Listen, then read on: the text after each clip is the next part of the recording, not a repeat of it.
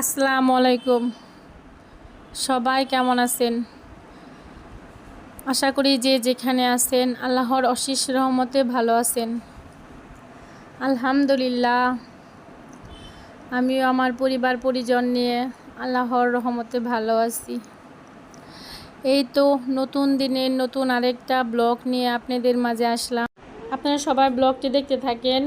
আজকের ব্লগে থাকছে আপনার ভাইয়ার পছন্দের একটা পিঠা বানাইলাম। সেই পিঠাটা কি পিঠা, আর থাকছে আমার শাশুমা গ্রাম থেকে আমার জন্য কি কি পাঠাইলো সেটা থাকছে ব্লগে। আপনারা একটা লাইক দিয়ে ভিডিওটা কন্টিনিউ করেন, এই কথাটা আমি প্রতিদিনই বলি।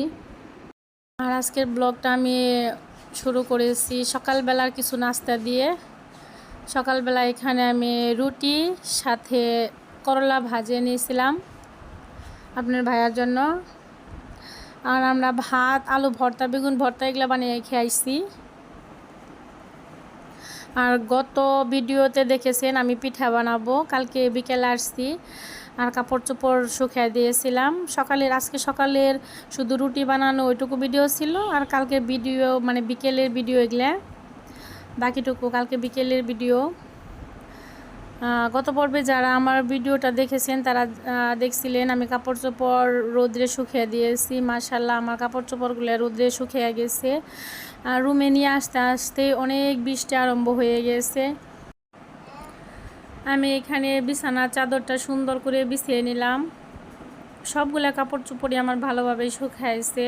আমি যতক্ষণ রোদ্রে দিয়েছিলাম ততক্ষণ আর কি বৃষ্টি ছিল না, কিন্তু বৃষ্টির দেখায় আমি নিয়ে আসছি। আর আমি নিয়ে আসতে আসতে এদিকে বৃষ্টি আরম্ভ হয়ে গেছে। আমি বিছানার চাদরটা সুন্দর করে বিছিয়ে নিলাম। আর আমার ছেলেটা, ছোট ছেলেটা আমার পিছনে পিছনে ঘুরতেছে এখানে। আর যে কাপড় চোপড়গুলো শুকিয়ে দিয়েছিলাম এগুলাও ভালোভাবে শুকিয়ে গেছে।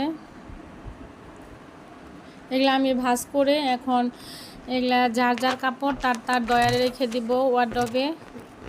আর কিছু কাপড় ভিজা ছিল, কয়েকটা প্যান্ট একটু ভারী যেগুলো একটু মোটা সেগুলো আমি একটু জানালার সাইড দিয়ে দিলাম। আর এদিকে দেখেন প্রচণ্ড বৃষ্টি আরম্ভ হয়ে গেছে বিকেলবেলা। এখন আসলে প্রতিদিনই বৃষ্টি হচ্ছে, প্রতিনিয়তই বৃষ্টি হচ্ছে। সকালে না হলে বিকেলে হচ্ছে, বিকেলে না হলে রাত্রে হচ্ছে। আমার বৃষ্টি ভালো লাগে, কিন্তু এতটা ভালো লাগে না যেন সবসময় বৃষ্টি রোদ দুটা মিলাই ভালো লাগে। বৃষ্টি হবে, রোদও হবে। আর আমি বারান্দায় এখানে বেলকুনিতে এসে আমার ছোট ছেলেটাকে আমি ঘুমে দিয়ে কাজ করব। আমি পিঠা বানাবো। কালকে বলেছিলাম, কালকের ভিডিও যারা দেখছেন তারা জানেন আমি পিঠা বানাবো। আর আজকে সে পিঠাটা বানাবো এখন বিকেলবেলা। আর এদিকে প্রচুর বৃষ্টি আরম্ভ হয়ে গেছে। বাবুকে একটু ঘুমিয়ে দেওয়ার চেষ্টা করতেছি, ওকে বেলকুনিতে আইনে আমি দোলনার মধ্যে শুয়ে দিয়েছি। আর এখানে কয়েকটা কাঁচামরিচ গাছ, 2টা কাঁচামরিচ গাছ, মাশাআল্লাহ কয়েকটা কাঁচামরিচ আসছে। আর এই তো আমার ছেলেটা এখানে শুয়ে দিছি। বড় ভাইটা ওকে ডিস্টার্ব করতেছে, খুবই ডিস্টার্ব করে, ওকে ঘুমাইতে দিতেছে না। ও বারে বারে ঘুমাইতেছে আর ও মানে বারে বারে জাগনা করে দিতেছে। ও খুবই ডিস্টার্ব করে আমার বড় ছেলেটা। ছোট ছেলে মানে ঘুমাইতে দিতে চায় না, কারণ ঘুমাইলে বলে যে আমি কার সাথে খেলবো, এজন্য ওকে ঘুমিয়ে দিতে চায় না। আর দেখা যায় যতক্ষণ জায়গা থাকবো ততক্ষণ শুধু আমার পিছনে পিছনেই থাকবে, এজন্য ওকে আমি ঘুমিয়ে দিয়ে নিলাম। এইখানে আমার শাশুমা বিকেলবেলা আমার জন্য মানে অনেকগুলো জাম্বুরা পাঠিয়ে দিয়েছে বাড়ি থেকে। এগুলো আমাদের বাড়িতে যে জাম্বুরা গাছগুলো আছে সেগুলাই পাঠিয়ে দিয়েছে। এই জাম্বুরাগুলো আসলে সাদা, ভিতরে সাদা, কিন্তু এত মিষ্টি, খুবই মিষ্টি। বাড়িতে 2টা জাম্বুরা গাছ আছে, একটার মধ্যে লাল হয় জাম্বুরা আর একটার মধ্যে সাদা হয়। আর এই তো সাদা জাম্বুরাগুলো এখন পাকছে, ইনশাল্লাহ লালগুলোও দেখাবো।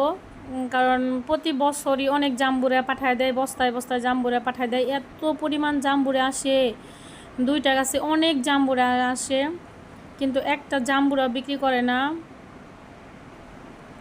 এলাকাবাসীরে দেয়। দেখা যায় এই বাড়ি ও বাড়ি মানুষরে দেয়, আর আমাদের বাসায় পাঠায় দেয়, মানে সবাইরে দিয়া খায় কিন্তু বিক্রি করে না। আর অনেকগুলো জাম্বুরা পাঠায় দিয়েছে, সাথে একটা ছোট্ট একটা কাঁঠাল পাঠায় দিয়েছে, আর দিয়েছে চাল কুমড়ার পাতা দিয়েছে। শ্বশুর শাশুড়ি যতদিন বেঁচে আছে ততদিন পাঠায় দিবে এটা সেটা, যতটুকু সম্ভব ততটুকু পাঠায় দিবে। আমার বাবা কেমন আমার জন্য পাঠায় দেয়, আমার শ্বশুর শাশুড়িও দেয়। আমার শ্বশুর শাশুড়ি আলহামদুলিল্লাহ অনেক ভালো মানুষ, ওনাদের জন্য সবাই দোয়া করবেন। আর এই তো একদম বিকেলবেলা আমি আসছি একটু পিঠা বানানোর জন্য। এখানে ঝাল পিঠা বানাবো, যেটা রুট পিঠা বলে, জাল পিঠা। এজন্য আমি কিছু পরিমাণ গুঁড়া নিয়েছি, চাউলের গুঁড়া নিয়েছি, আর পেঁয়াজ কুচি নিয়েছি, অনেকগুলো পেঁয়াজ কুচি নিয়েছি। এই পিঠাটার মধ্যে পেঁয়াজ যত বেশি হবে তত খেতে মজা হবে।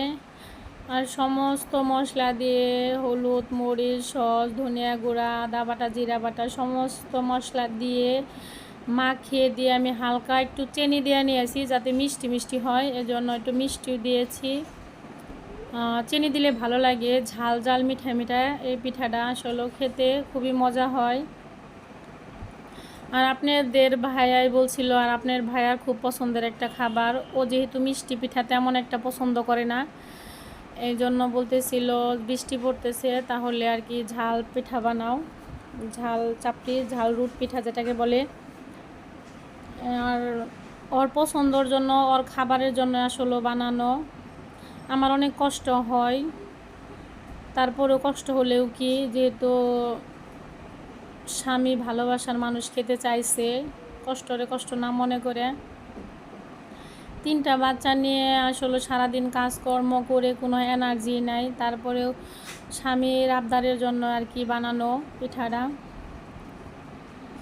আমার কষ্ট হলেও কি, যেহেতু ও খাইতে চাইছে, নিজে মুখে বলছে যে তাহলে ঝাল চাপড়ি বানাইও, ঝাল পিঠা।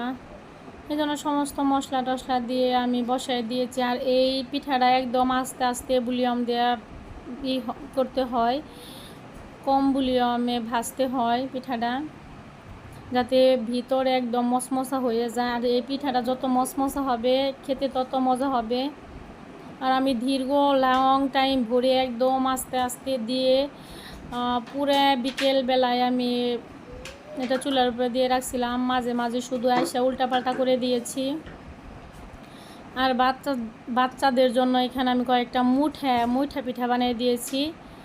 একটু নারকেল ছিল ঘরে, সেই নারকেল দিয়ে একটু গুড় দিয়ে চাউলের গুঁড়া দিয়ে একটা মুঠা পিঠা বানিয়ে দিয়েছি, যেহেতু ওরা ঝাল পিঠা খাইতে পারবো না, এই জন্য ওদের জন্য একটু মুঠা পিঠা বানিয়ে দিয়েছি। এই তো আমার পিঠাটা হয়ে গেছে।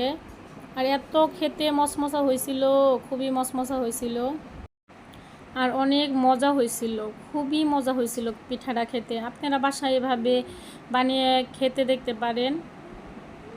আর একটা লাইক দিয়ে শেষ করবেন আমার ভিডিওটা, যারা দেখেছেন একটা লাইক দিবেন, আর নতুন যারা দেখেছেন তারা কমেন্টস করবেন, শেয়ার করবেন। সবাই ভালো থাকবেন, নতুন একটা ব্লগে দেখা হবে। আল্লাহ হাফেজ।